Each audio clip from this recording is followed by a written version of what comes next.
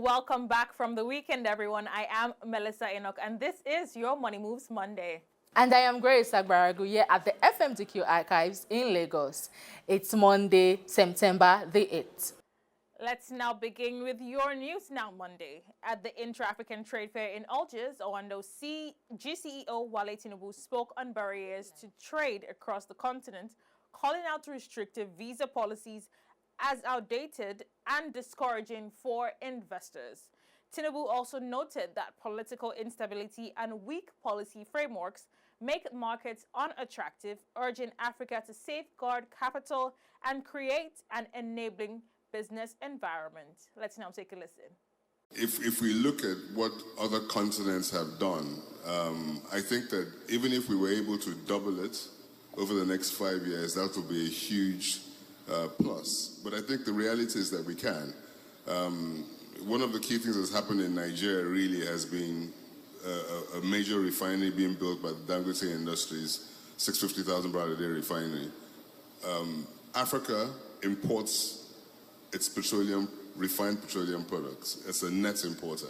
So even being able to bridge that gap using crude from Nigeria, delivering hydrocarbon products, diesel, jet fuel, kerosene into Africa could be one big step, is already one big step forward. And petroleum products imports amount to a huge sum of the GDP loss which we have as a continent. So that amongst other things, I think the private sector is driving that impact, and we should see a substantial amount of improvement across the board. In Algeria, the African Export-Import Bank and the government of Cross River State have signed a hosting agreement for the 6th African Sub-Sovereign Government Network Investment Conference in 2026. The signing, led by Afrexim Bank President Professor Benedict Orama and Cross River State Governor Prince Bassi Otu, marks a major step in advancing regional cooperation and investment promotion across Africa. Let's now take a listen. Together with our Executive Vice President, Mrs. Kanayo Awani, round of applause.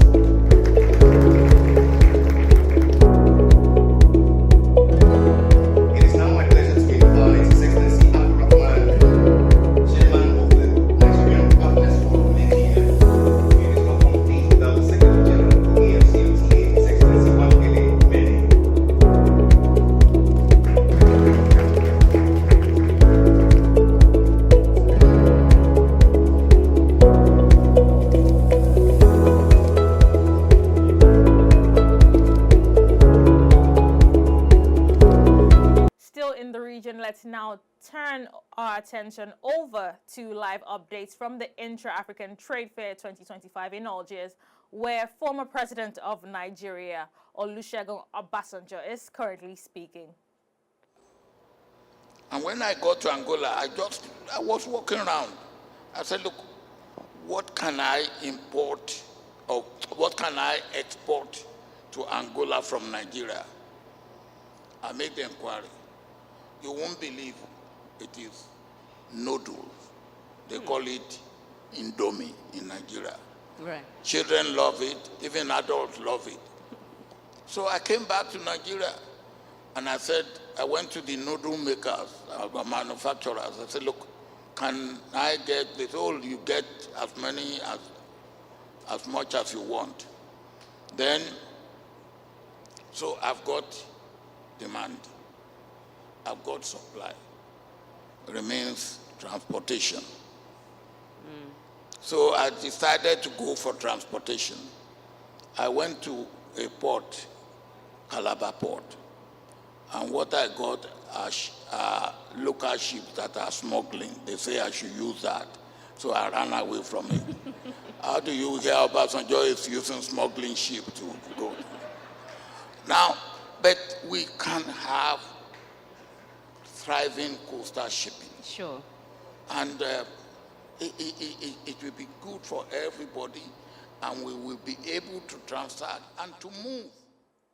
In corporate news, Egypt-listed real estate developer Emaar Misra for Development has signed a deal with Saudi and Emirati partners to build a tourism mega project on the Red Sea. The development, one of the largest in Egypt's real estate sector, is expected to attract investments worth 900 billion Egyptian pounds over time. Emaar says the project will strengthen tourism infrastructure, create jobs, and reinforce Egypt's position as a leading regional destination. In other news, the National Communications Authority says it has received MultiChoice Ghana's formal response to its notice on pricing models and the possible suspension of authorization.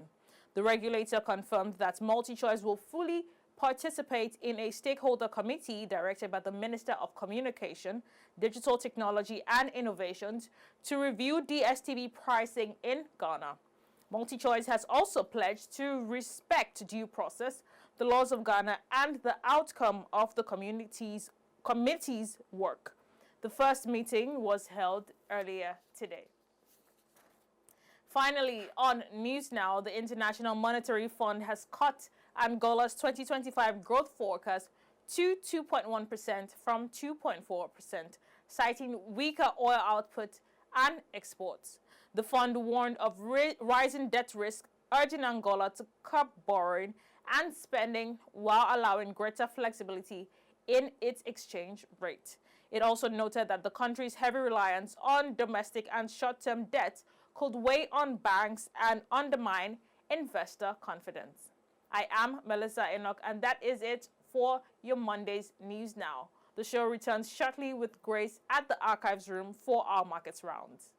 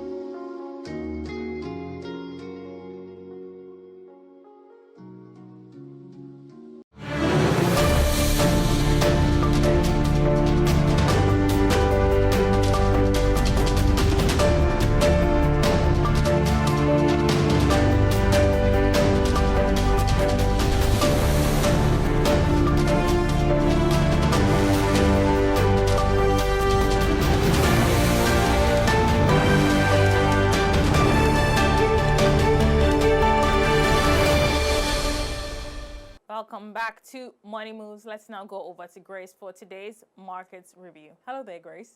Thank you, Melissa. Let's track the first trading day of the week, beginning with equities.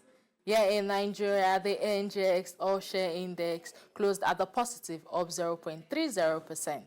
The BROVM in Abidjan dipped 0.11%, while the EGX closed on the positive of 0.42%.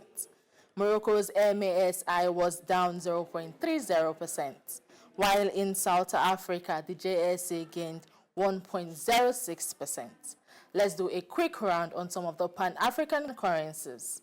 The Rand gained 0.14% to 17.56 Rand per dollar, while the Egyptian pound weakened 0.72%.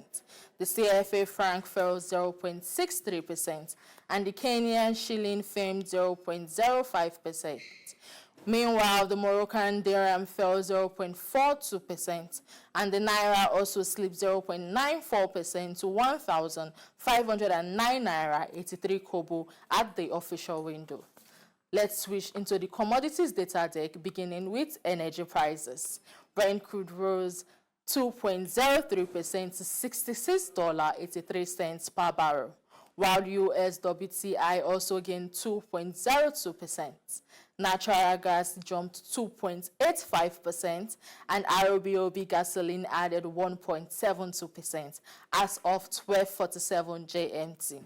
Finally, to soft prices. Cocoa fell 2.15% as coffee gained 0.31%. Cotton edged up 0.17%, while palm oil rose 0.81%. Sugar inched higher by 0.19% to $15.58 as at 12:51 GMT. And that's your Money Moves Markets today. Back to you, Melissa. Grace, thank you very much for those market updates. And that's it for today's edition of Money Moves. From all of us here at the FMDQ studios, we say thank you very much and bye for now.